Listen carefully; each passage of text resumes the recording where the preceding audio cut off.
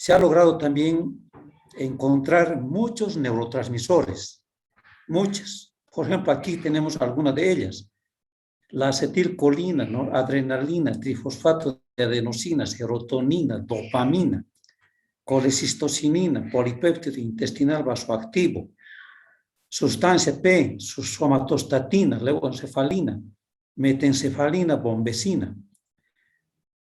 De muchas de estas sustancias neurotransmisoras no se sabe su función.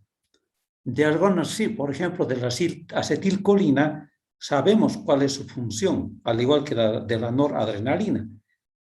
Pero de muchas de ellas no se conoce en realidad. Es un misterio. Prácticamente algún científico al aparato digestivo, a su sistema nervioso, lo ha calificado como el segundo cerebro, por la gran cantidad de neuronas que tiene. Dijimos 100 millones de neuronas, ¿no? Bien, estos son entonces algunos neurotransmisores.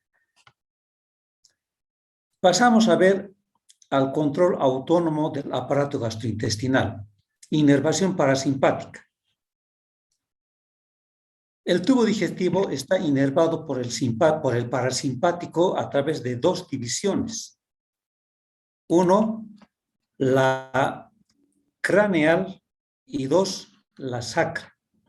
¿Por qué se dice craneal? Porque nace del 10º par craneal, vale decir, del nervio vago. Entonces, nacen en el bulbo raquídeo, en el tronco encefálico, como podrán ver aquí en el dibujo, transportan casi todas las fibras del sistema parasimpático craneal.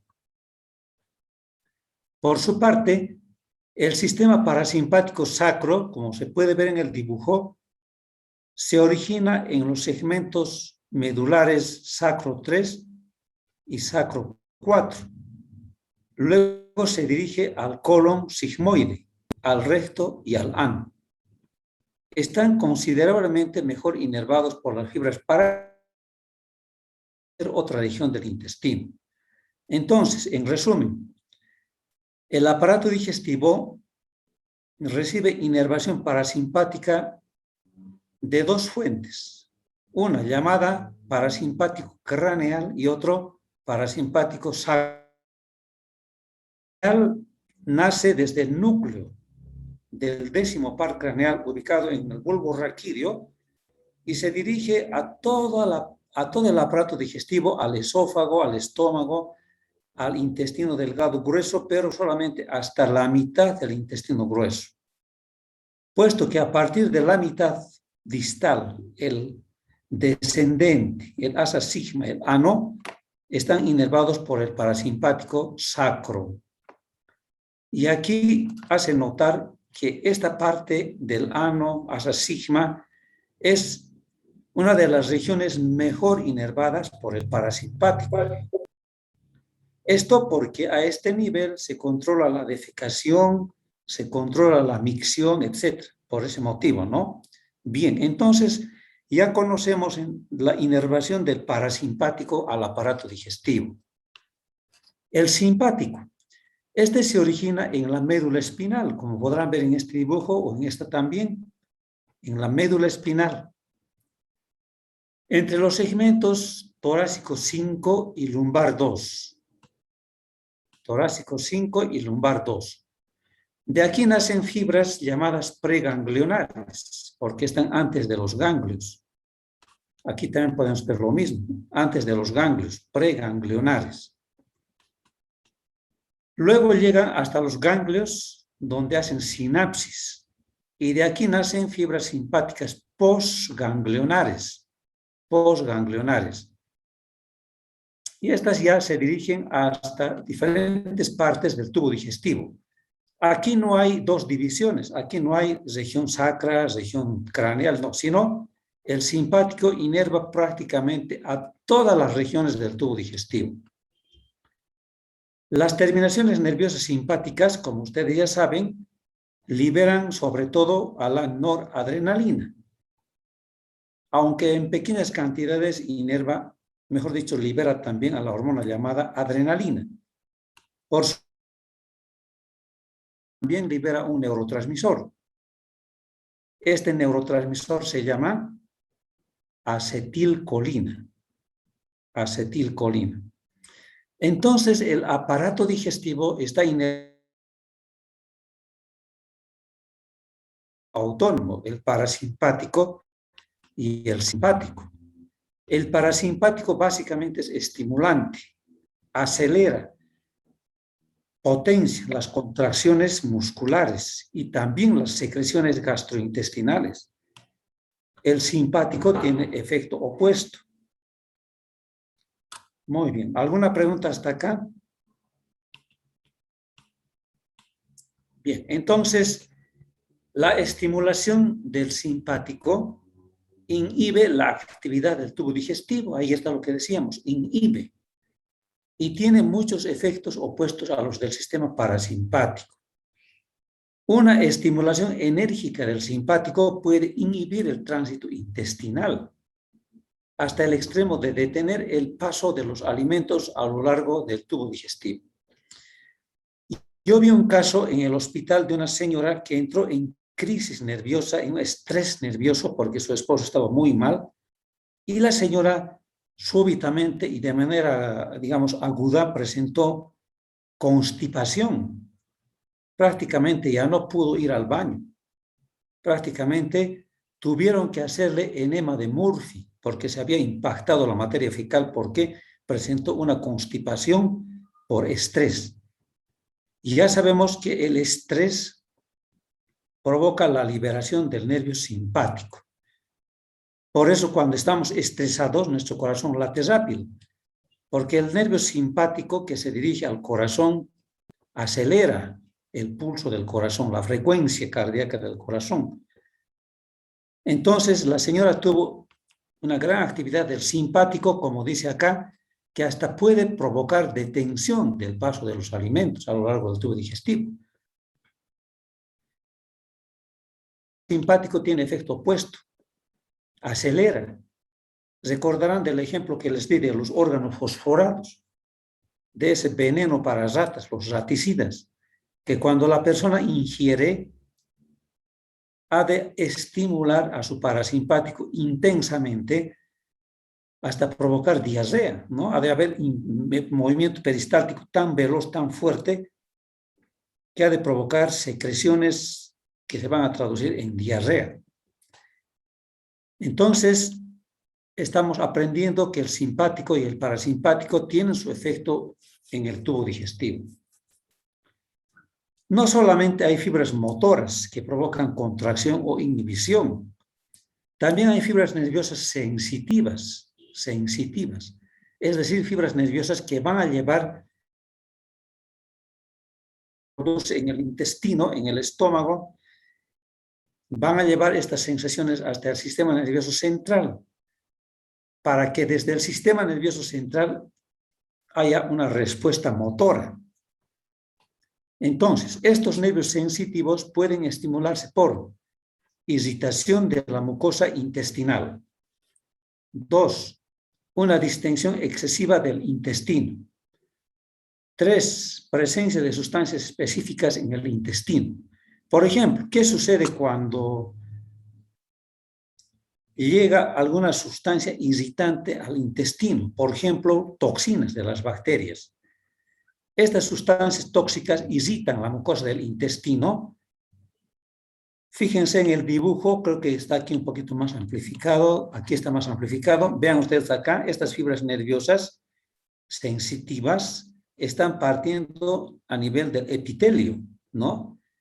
Estas fibras nerviosas sensitivas van a dejar informe a nivel del sistema nervioso entérico. Vean la flechita, está llegando a los plexos nerviosos entérico y submucoso, pero además otras fibras nerviosas sensitivas van a seguir viajando para llegar a los ganglios prevertebrales, a la médula espinal, incluso llegar al tronco encefálico.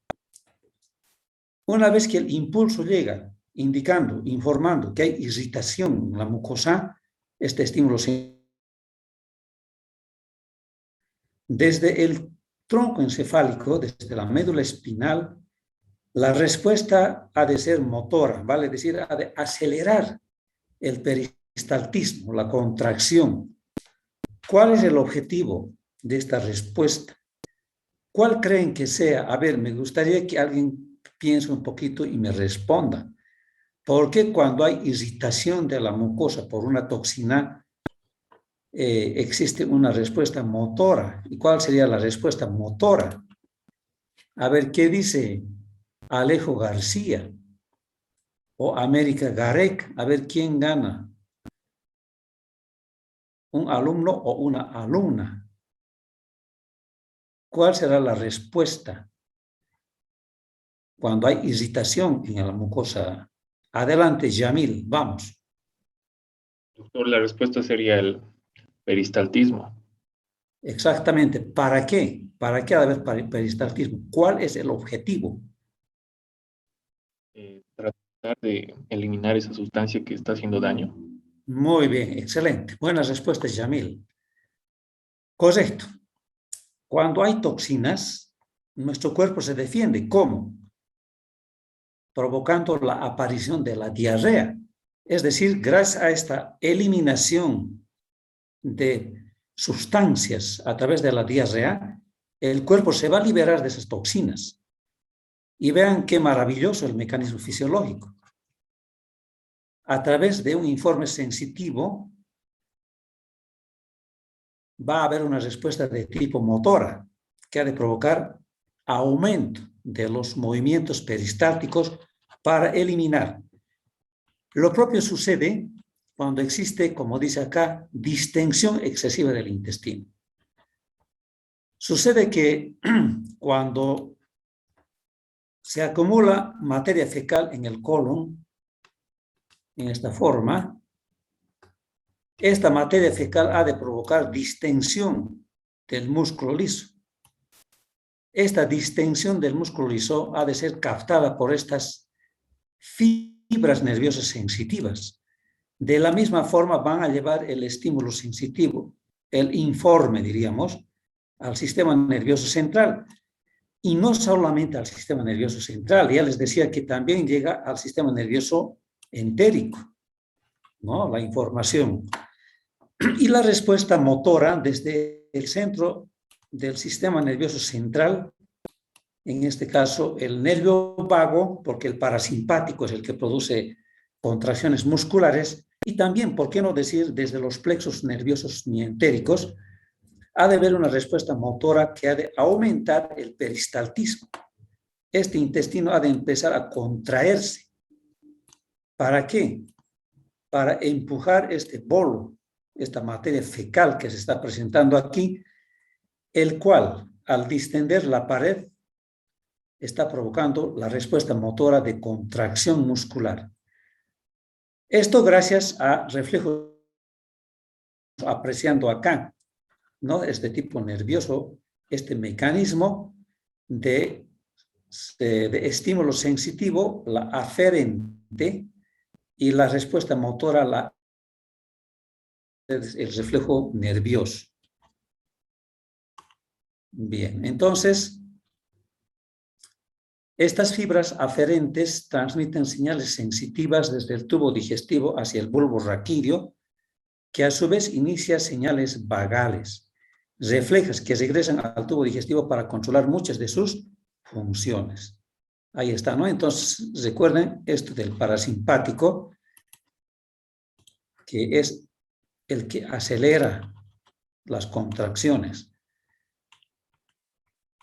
Entonces, ahora nos referiremos a los reflejos gastrointestinales. Existen 3 tipos de reflejos gastrointestinales. 1, reflejos integrados por completo dentro del sistema nervioso de la pared intestinal.